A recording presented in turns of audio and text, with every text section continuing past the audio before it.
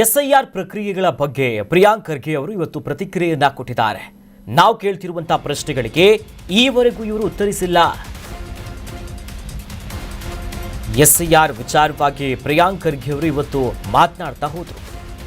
ನಾವು ಕೇಳ್ತಿರುವಂತಹ ಪ್ರಶ್ನೆಗಳಿಗೆ ಈವರೆಗೂ ಕೂಡ ಆಯೋಗ ಉತ್ತರಿಸಿಲ್ಲ. ಸೌಜನ್ಯಕ್ಕಾದರೂ ಆಯೋಗ ಉತ್ತರವನ್ನ ಕೊಡಬೇಕಾಗಿತ್ತು.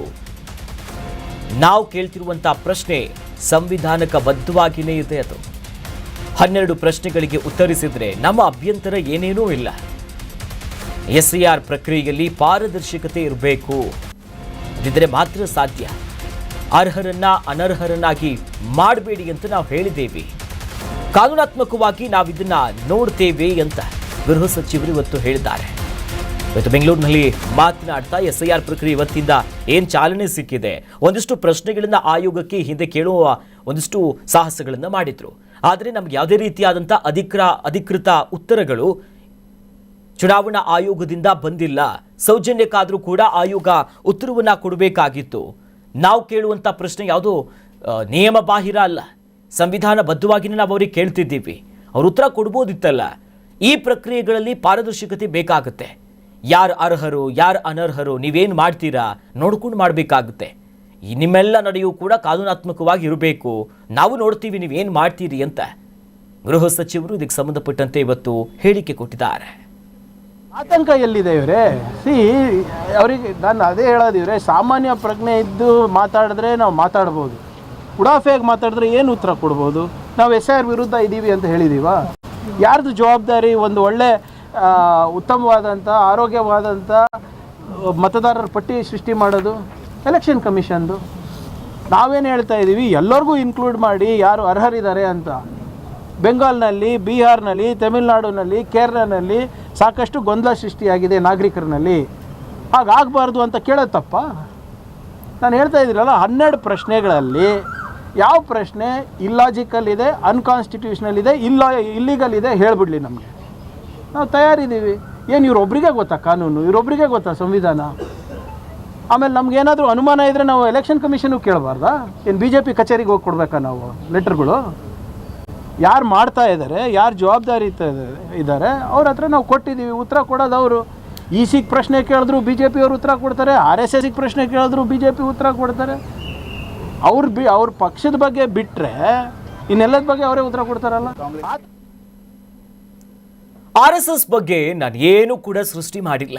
ಜನರ ಮಾಹಿತಿ ಏನಿದೆ ಅದನ್ನೇ ನಾನು ಪುನರುಚ್ಚರಿಸಿದ್ದೇನೆ ಅನ್ನುವಂಥ ಮಾತುಗಳನ್ನಾಡಿದ್ದಾರೆ. RSSಗೆ ಸಂಬಂಧಪಟ್ಟಂತೆ ನಾನೇನು ಕೂಡ ಸೃಷ್ಟಿ ಮಾಡಿಲ್ಲ. ಈ RSSನ ವಿಚಾರವಾಗಿ ಜನರ ಮಾಹಿತಿ ಏನಿದೆ ನಾನು ಅದನ್ನೇ ಪುನರುಚ್ಚರಿಸುವಂಥ ಕೆಲಸ ಮಾಡಿದ್ದೀನಿ ಅಂತ ಬೆಂಗಳೂರಿನಲ್ಲಿ ಸಚಿವ ಪ್ರಿಯಾಂಕ್ ಖರ್ಗೆ ಇದಕ್ಕೆ ಸಂಬಂಧಪಟ್ಟಂತೆ ಹೇಳಿಕೆ ಕೊಟ್ಟಿದ್ರು. ಇವತ್ತು ಮಾಧ್ಯಮಗಳಲ್ಲಿ ಬಂದಿದ್ದನ್ನೇ ನಾನು ಪ್ರಕಟಣೆಯನ್ನ ಮಾಡಿದ್ದೀನಿ. ಕೋರ್ಟ್ ಆದೇಶ ಏನಿದೆ ನಾನು ಅದನ್ನ ಪಾಲಿಸ್ತೇನೆ. ಕೋರ್ಟ್ ಸಮನ್ಸ್ ವಿಚಾರಕ್ಕೆ ಪ್ರಿಯಾಂಕ್ ಖರ್ಗೆ ಹೇಳಿಕೆಯನ್ನ ಕೊಟ್ಟಿದ್ದಾರೆ.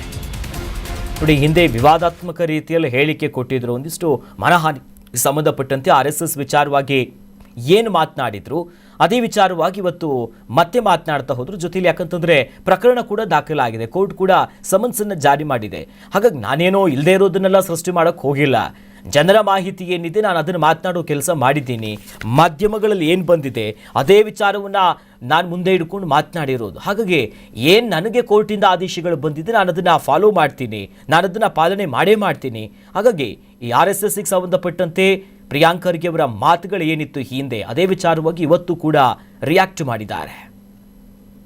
ಸಮನ್ ಕೊಟ್ಟಿದ್ದಾರೆ ಸರ್, ನಿಮ್ಮನ್ನು ಸೇರಿದಂತೆ ಕಲ್ಪಾಡವರು ಆಮೇಲೆ ಸುಂದೂರು ಅವ್ರನ್ನ ನೋಡಿ. ಇವರೇ ಏನಂತ ಹೇಳಿರೋದು? ಇವರೇ ನಾವು ಯಾವುದೋ ನಮ್ಮ ಒಂದು ವಿಚಾರಕ್ಕೆ, ಕೇರಳ ವಿಚಾರಕ್ಕೆ ಅದನ್ನ ಪ್ರತಿಪಾದಿಸಿದ್ದಕ್ಕೆ ಅದಕ್ಕೆ ಇವತ್ತು ಸಮನ್ಸ್ ಕೊಟ್ಟಿದ್ದಾರೆ. RSS ಬಗ್ಗೆ ನಾನೇನು ಸೃಷ್ಟಿ ಮಾಡಿಲ್ಲ. ಸಾಮಾನ್ಯ ಜನರ ಮಾಹಿತಿ ಏನಿದೆ ಅದನ್ನೇ ಪುನರುಚ್ಚರಿಸಿದೆ. ಕೆಲವು ಪತ್ರಿಕೆಗಳಲ್ಲಿ ಏನು ಬಂದಿದೆ ಅದನ್ನ ನಾನು ಪ್ರಕಟಣೆ ಮಾಡಿದ ಹೊರತು ಇವು ಯಾವುದು ಇನ್ಫಾರ್ಮೇಶನ್ ನಂದಲ್ಲ. ಒಬ್ಬ ಕೇರಳ ಮೂಲದ ವ್ಯಕ್ತಿ RSS ಶಾಖಾನಲ್ಲಿ ಅತ್ಯಾಚಾರಕ್ಕೆ ಒಳಗಾಗಿದ್ದಾನೆ ಅಂತ ಹೇಳಿ ಸೂಸೈಡ್ ನೋಟಲ್ಲಿ ಬರೆದು ಸೂಸೈಡ್ ಮಾಡ್ಕೋತಾನೆ ಅಂದರೆ ಅದು ಎಲ್ಲ ಇದರಲ್ಲೂ ರಿಪೋರ್ಟ್ ಆಯಿತು ಮಾಧ್ಯಮದಲ್ಲಿ. ಅದನ್ನು ನಾನು ಉಲ್ಲೇಖಿಸಿದೆ ಹೊರತು ಅದು ಯಾವುದು ನಂದು ಸೃಷ್ಟಿ ಎಲ್ಲ ಇದೇನು. ಆಮೇಲೆ ಇದೇನು ಹೊಸದು ಅಲ್ಲ. ನಿಮ್ಗೆ ನೆನಪಿದ್ರೆ BJP ಅವ್ರು ಏನು ಮಾಡ್ತಾರೆ ಅಂದರೆ, ಅವ್ರಿಗೆ ಯಾವಾಗ ಉತ್ತರ ಕೊಡೋಕ್ಕಾಗಲ್ಲ, ಹೀಗೆ ಸಂಸ್ಥೆಗಳ ಮುಖಾಂತರ ಅಥವಾ ಅವರ ಏನು ಕೆಲವು ಜನ ಆಳ್ಮಕ್ಳು ಇಟ್ಟಿದ್ದಾರೆ ಬರೀ ಎದುರ್ಸಕ್ಕೆ ಬೆದರ್ಸಕ್ಕೆ. ಹೋದ ಬಾರಿ ನಿಮ್ಗೆ ಗೊತ್ತಿದೆ ಯಾವ ರೀತಿ ಕೋರ್ಟ್ ನಿಮಗೊಂದು ಸಮನ್ ಕೊಟ್ಟಿದೆ ಸರ್, ನಿಮ್ಮನ್ನು ಸೇರಿದಂತೆ ತಲ್ಪಾಡ್ ಅವರು ಆಮೇಲೆ ದಿನೇಶ್ ಗುಂಡೂರಾವ್ ಅವ್ರನ್ನ ನೋಡಿ ಇವ್ರೆ ಏನಂತ ಹೇಳಿ. ಅಯೋಧ್ಯೆಯ ರಾಮ ಮಂದಿರದ ದೇಣಿಗೆಯ ವಿಚಾರದಲ್ಲಿ ಅಕ್ರಮ ಆಯ್ತಲ್ಲ, ವಿಚಾರಕ್ಕೆ ಸಂಬಂಧಪಟ್ಟಂತೆ ಗೃಹ ಸಚಿವ ಪ್ರಿಯಾಂಕ್ ಖರ್ಗೆ ಮಾತನಾಡಿದ್ದಾರೆ. ಪರಮ ಪವಿತ್ರ ಕ್ಷೇತ್ರ ಅಯೋಧ್ಯೆಯ ದೇಣಿಗೆ ವಿಚಾರದಲ್ಲಿ ಅಕ್ರಮ ಆಗಿದೆಯಲ್ಲ, ತನಿಖೆಗಳು ಸಾಗ್ತಿದೆಯಲ್ಲ, ಇದರ ಬಗ್ಗೆ ಬೆಂಗಳೂರಿನಲ್ಲಿ ಗೃಹ ಸಚಿವ ಪ್ರಿಯಾಂಕ್ ಖರ್ಗೆ ಹೇಳಿಕೆ ಕೊಟ್ಟಿದ್ದಾರೆ. ಬಿಜೆಪಿ RSSಗೆ ನೇಷನ್ ಫಸ್ಟ್ ಅಲ್ಲ, ಡೊನೇಷನ್ ಫಸ್ಟ್ ಅಷ್ಟೇ. ಅವರಿಗೆ ರಾಮ ಮಂದಿರ ಪ್ರತಿಷ್ಠಾಪನೆ ಯಾರು ಮಾಡಿದ್ರು?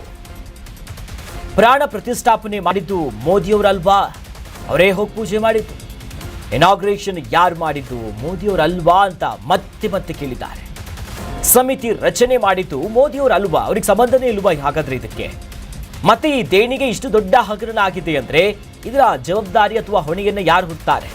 ಪ್ರಧಾನಿ ನರೇಂದ್ರ ಮೋದಿಯವರು ಯಾಕೆ ಮೌನ ತಾಳಿದ್ದಾರೆ ವಿಚಾರವಾಗಿ ಅಂತ ಗೃಹ ಸಚಿವ ಪ್ರಿಯಾಂಕ್ ಖರ್ಗೆ ಪ್ರಶ್ನೆ ಎತ್ತಿದ್ದಾರೆ.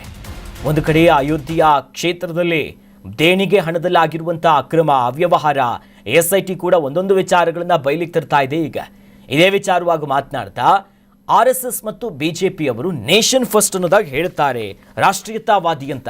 ಆದರೆ ಡೊನೇಷನ್ ಫಸ್ಟ್ ಅನ್ನೋ ಲೆಕ್ಕಾಚಾರದಲ್ಲಿದೆ. ರಾಮ ಮಂದಿರ ಉದ್ಘಾಟನೆ ಮಾಡಿದ್ದವರು, ಪ್ರಾಣ ಪ್ರತಿಷ್ಠಾಪನೆ ಮಾಡಿದ್ದು ಮೋದಿ ಅವರು. ಇಷ್ಟೆಲ್ಲ ಆದರೂ ಕೂಡ ಸಮಿತಿ ರಚನೆ ಮಾಡಿದ್ದು ಕೂಡ ಅವರು ಅಲ್ವಾ? ಅವರೇ ಉದ್ಘಾಟನೆ ಮಾಡಿದ್ರು. ಹಾಗಾದ್ರೆ ದೇಣಿಗೆ ಹಣ ಇಷ್ಟು ದೊಡ್ಡ ಹಗರಣ ಆಗಿದೆ ಅಂದ್ರೆ ಯಾಕೆ ಇಷ್ಟೊಂದು ಮೌನ ವಹಿಸಿದ್ದಾರೆ ಮೋದಿ ಅವರು? ಪ್ರಧಾನಮಂತ್ರಿಯವರು ಯಾಕೆ ಮಾತನಾಡ್ತಾ ಇಲ್ಲ? ಅವ್ರು ಮಾತನಾಡಬೇಕು ಅಂತ ಮೋದಿ ಅವರಿಗೆ ನೇರ ಪ್ರಶ್ನೆಯನ್ನ ಇವತ್ತು ಬೆಂಗಳೂರಿನಲ್ಲಿ ಗೃಹ ಸಚಿವ ಪ್ರಿಯಾಂಕ್ ಖರ್ಗೆ ಅವರು ಕೇಳಿದ್ದಾರೆ. ನೋಡಿ ಅದೇನಿದೆ ನನ್ನ ಸರಿಯಾಗಿ ಗೊತ್ತಿಲ್ಲ. ಬನ್ನಿ ಅದೇನಾದರೂ ಅಂಥದ್ದು ಯಾವುದಾದ್ರೂ ಇದ್ರೆ ನೋಡಿ. ಇವರೇ ಭಾಳ ಸ್ಪಷ್ಟವಾಗಿ ಎದ್ದು ಕಾಣೋದೇನು, BJP ಅವರಿಗೆ RSSಗೆ ನೇಷನ್ ಫಸ್ಟ್ ಅಲ್ಲ, ಡೊನೇಷನ್ ಫಸ್ಟ್. ಹೌದಾ ಇಲ್ಲ? ಈಗ ರಾಮ ಮಂದಿರ ಪ್ರತಿಷ್ಠಾಪನೆ ಯಾರು ಮಾಡಿದ್ರು? ಪ್ರಾಣ ಪ್ರತಿಷ್ಠಾಪನೆ ಮೋದಿಯವರಲ್ವಾ? ಇನಾಗ್ರೇಷನ್ ಯಾರು ಮಾಡಿದ್ದು? ಮೋದಿಯವರಲ್ಲ. ಸಮಿತಿ ರಚನೆ ಮಾಡಿದ್ದು ಮೋದಿಯವರಲ್ವಾ? 15 ಜನ ಸಮಿತಿ ಇಲ್ಲಿ 12 ಜನ ಕೇಂದ್ರದಿಂದ ನಾಮಿನೇಟೆಡ್ ಮೆಂಬರ್ಸ್ ಇದ್ದಾರೆ. ಯಾರು ಮಾಡಿದ್ದು? ಮೋದಿಯವರಲ್ವಾ? ಮತ್ತು ಈ ದೇಣಿಗೆ ಇಷ್ಟು ದೊಡ್ಡ ಹಗರಣ ಆಗಿದೆ ಅಂದರೆ ಚಿನ್ನ ಇಲ್ಲ, ಬೆಳ್ಳಿ ಇಲ್ಲ, ದುಡ್ಡಿಲ್ಲ, ರಾಜೀನಾಮೆಗಳು ಕೊಡ್ತಾ ಇದ್ದಾರೆ. ಆದರೆ ಪ್ರಧಾನಿ ಮಂತ್ರಿಯವರಂತೂ ಮೌನವಾಗಿದ್ದಾರೆ. ನೋಡಿ ಅದೇನಿದೆ ನನ್ನ ಸರಿಯಾಗಿ ಗೊತ್ತಿಲ್ಲ. ಬನ್ನಿ ಅದೇನಾದರೂ ಅಂಥದ್ದು ಯಾವುದಾದ್ರೂ